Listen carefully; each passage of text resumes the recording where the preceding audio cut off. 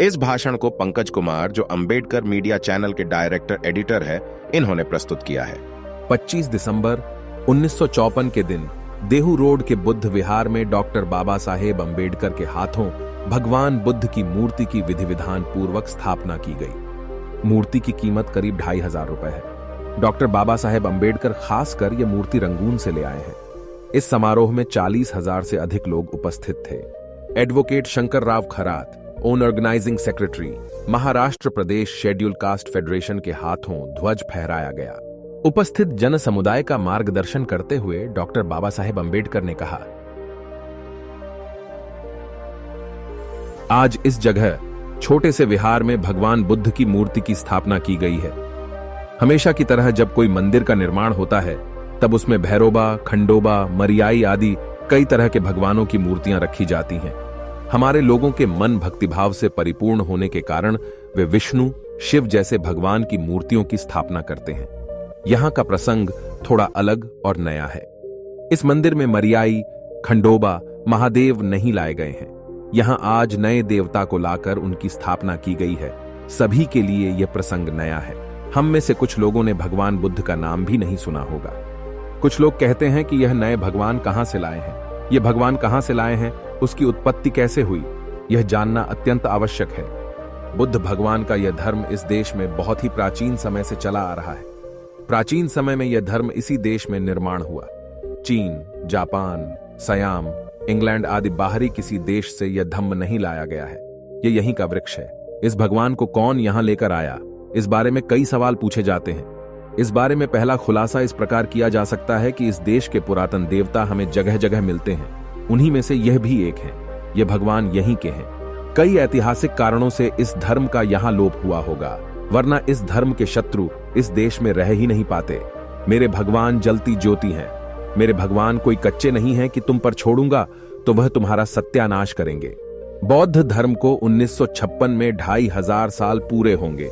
1250 सालों तक यह धर्म जिंदा था। इस बात को साबित करने के लिए मैं आज ऐतिहासिक सबूत देने जा रहा हूं। पुराने जमाने में इस देश पर मुसलमानों ने हमले किए। मुसलमान मूर्ति पूजक नहीं होते। उनके द्वारा बौद्ध धर्म के लोगों पर हमले हुए और यह धर्म कमजोर हुआ। अफगानिस्तान के 100% लोग बौद्ध धर्मीय थे। वहां बौद्ध धर्म प्रचलित था। 7000 बौद्ध भिक्षु वहां पर थे। मुसलमानों ने उन पर आक्रमण किए तब उनके सामने 2 ही उद्देश्य थे। पहला, इस देश के लोग इस्लाम को अपनाएं। दूसरा, जो इस धर्म को स्वीकार नहीं करेंगे उन्हें मौत के घाट उतारना। उन्होंने इन 7000 भिक्षुओं का कत्ल किया। यह धर्म जब जिंदा था तब बहुत ही लोकप्रिय था। इस देश में नालंदा विश्वविद्यालय था। ज्ञान देना इस धर्म का तत्व था। एक आचार्य और सिर्फ 10 छात्र साथ बैठते और सिर्फ ब्राह्मण शास्त्र सिखाते, ऐसी इस धर्म की स्थिति नहीं थी। यह बौद्ध धर्म था जिन्होंने नालंदा जैसी पहले विश्वविद्यालय की स्थापना की थी, जिसमें 13,000 छात्र और 1,000 अध्यापक थे। ब्राह्मण धर्म एकांगी था। अनेक कारणों से उसका मुसलमानों से बचाव हुआ। बौद्ध धर्म के खिलाफ भी ब्राह्मणों की कारगुजारियां जारी थीं। इसीलिए यह धर्म अस्त हुआ। बौद्ध धर्म पर मैं अंग्रेजी भाषा में एक किताब लिख रहा हूं। 2 महीनों के बाद यह किताब प्रकाशित होगी। इस किताब को मराठी में भाषांतरित कर प्रकाशित किया जाएगा।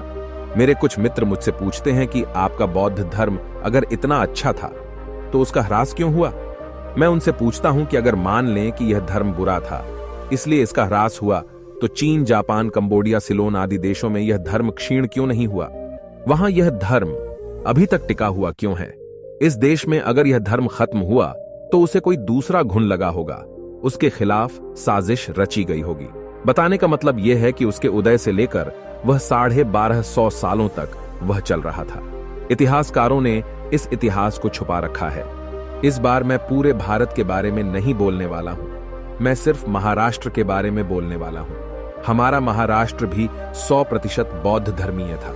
सबूत के तौर पर महाराष्ट्र के पुरातनकालीन उकेरी हुई मूर्तियां के उदाहरण दिए जा सकते हैं। महाराष्ट्र में जो भी पुरातनकालीन मूर्तियां हैं वे सब की होने की बात बताई जाती है। भारत की 2000 मूर्तियों में से 1500 मूर्तियां महाराष्ट्र में हैं। ये मूर्तियां जहां हैं वे ठिकाने बौद्ध भिक्षुओं के रहने की जगहें थीं। यही उनकी पनाहगाहें थीं। कहां विहारों की विराट नगरी और कहां पांडवों की राजधानी। इन विहारों में भिक्षु रहा करते थे।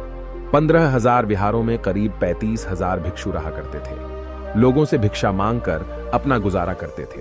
वे 1250 सालों तक इस प्रांत में थे। बाप दादाओं के समय से हम जिन हिंदू भगवान की पूजा करते आए हैं, क्या उसी भगवान को हमें फिर से पूजना है? मेरी साफ राय है कि इस देश में धर्म अब बचा नहीं है। हिंदू लोगों की धर्म की व्याख्या बहुत अलग है। मंदिरों में जाना, घंटा बजाना, पूजा करना और पुजारी को 2 पैसे का दान देना, इतना ही धर्म रह गया है। मानो ब्राह्मण के बाप से लिया गया ऋण चुका रहे हो। हमसे अब यह हो नहीं पाएगा। हमारे विष्णु की पूजा करने से विष्णु प्रसन्न नहीं हुआ। भगवान शिव के मंदिर जाने के बाद भी वह प्रसन्न नहीं हुआ। मरियाई, महासोबा, खंडोबा भी प्रसन्न नहीं हुए। हम जिस प्रकार टूटा घर फिर से बनाते हैं, उस पर टीन लगाते हैं, नई छत डालते हैं, यानी उस घर का जीर्णोद्धार करते हैं, उसी प्रकार हमें बुद्ध धर्म का जीर्णोद्धार करना है। व्यक्ति के और समाज के जीवन के लिए आवश्यक होने के कारण धर्म की जरूरत तो है ही। धर्म को नीति का बंधन चाहिए। कुछ लोग मुझसे पूछते हैं कि धर्म से क्या लेना देना है। मेरा उनसे यही सवाल है कि अगर पेट ही भरना है तो आप भी डल्ली, सागोती क्यों नहीं खाते? लेकिन अगर हमने डल्ली खाना छोड़ दिया है तो धर्म के कारण, क्योंकि धर्म दुराचार पर नियंत्रण रखता है। आपको बताने लायक बहुत कुछ है, लेकिन आप लोगों की भाषा में मैं आपको क्या बता पाऊंगा। यहां उदाहरण के तौर पर मैं एक ही बात बताता हूं। बैलगाड़ी में 2 पैर, 2 बैल, गाड़ी और चलाने वाला आदमी आदि बातें होती हैं। मैंने बचपन में बैलों को हाँकने का काम किया है। गाड़ी में तेल डाला जाता है, पहिए में कील होगी तो बैलगाड़ी खींचेगा। इसी प्रकार इंसान के पापी, दुराचारी बर्ताव पर कसी हुई लगाम है धर्म। धर्म के बंधन के बगैर कार्य टिका नहीं रह सकता। किसी भी धर्म को अपनाते समय उसे अच्छी तरह से जांच परख कर ही लेना चाहिए। हम बाजार में जाते हैं, सोना खरा है अथवा नहीं इसकी परख कर लेते हैं। उसी प्रकार धर्म एक बाजार है। यह विष्णु की, राम की, शिव की दुकान है। यहां पुजारी धूप कपूर जलाते हुए बैठे हैं। कृष्ण, राम, विष्णु, शिव का धर्म इसी प्रकार का धर्म है। धर्म इंसान का उद्धार करता है। धर्म किसी को धोखा देने के लिए नहीं होता। हमारी अवनति जाति भेदों के कारण हुई है, जो धर्म जाति भेदों से भरा है। जिस धर्म में असमानता है वह धर्म हम कैसे अपनाएं? जिस धर्म में समानता का अधिष्ठान है वह धर्म हमें चाहिए। बौद्ध धर्म में सभी को समान अवसर, सभी को समान अधिकार दिए गए हैं। उसमें एकता है, भेदभाव नहीं। यहां आपको एक सूक्त याद दिलाना चाहता हूं। ब्राह्मणों के बच्चे थे, उनमें दर्शन को लेकर कोई विवाद था। ब्रह्म घर है और आत्मा ब्रह्म की छाया है। सूरज और सूरज का प्रतिबिंब, घर और घर की छाया। इसी प्रकार ब्रह्म और आत्मा की बात है। असल में ये सब पुराणों की बातें हैं। ब्रह्म की छाया ही अगर आत्मा है तो अस्पृश्यों को शनिवार वाड़े के हौज से पानी भरने क्यों नहीं दिया जाता? विवाद का कोई अंत नहीं हो रहा, यही देखकर बच्चे बुद्ध के पास गए। उन्हें ब्राह्मणों का दर्शन रास नहीं आया था। भगवान बुद्ध ने उनसे पूछा, क्या यह ब्रह्म सत्य है? क्या आपने ब्रह्म को देखा है? ब्रह्म कुछ समय के लिए है या फिर हमेशा के लिए? उसका रंग रूप कैसा है? वह कुछ बोलता है क्या? उसमें रस है या सुगंध? वह गुलाब के फूलों सा है या कि चंपा के फूलों सा? वह मीठा है, खट्टा है या तीखा है? मनुष्य मात्र के पास सत्य का पता करने के लिए 5 इंद्रियां हैं। आंख, कान, नाक, जीभ और त्वचा। आंखों से देखा जा सकता है, कान से सुना जा सकता है, नाक से गंध का पता चलता है, जीभ से स्वाद का पता चलता है। 5 इंद्रियों का साक्ष्य जिसे प्राप्त है वह है सत्य। ब्रह्म को सत्य मानना यानी बिना देखे किसी लड़की से प्रेम करने जैसा है। भगवान बुद्ध का धर्म समानता का धर्म है। हाल ही में लक्ष्मण शास्त्री जोशी द्वारा मेरे बारे में लिखे गए लेख के बारे में मुझे पता चला है, मेरे बारे में वैसे कोई लिखता नहीं है, और अगर किसी ने लिखा तो वह अच्छा ही होगा, यह कहा नहीं जा सकता। जोशी ने अपने लेख के अंत में लिखा है कि डॉक्टर अंबेडकर का अवतार कार्य अब खत्म हो चुका है, लेकिन असल में मेरा अवतार कार्य अब भी खत्म नहीं हुआ है, बल्कि अभी उसकी शुरुआत हो रही है। लक्ष्मण शास्त्री जैसा विद्वान आदमी अगर इस प्रकार लिखने लगे तो क्या कहा जा सकता है? हमने महाड़ में सत्याग्रह आंदोलन किया। आप हिंदू लोग हमें हिंदू कहते हो ना, इसलिए आप लोग हमें पानी पीने देते हो या नहीं, यही देखने के लिए हमने सत्याग्रह किया था। हमें मंदिर में प्रवेश दिया जाता है कि नहीं, यह देखने के लिए मंदिर प्रवेश आंदोलन किया।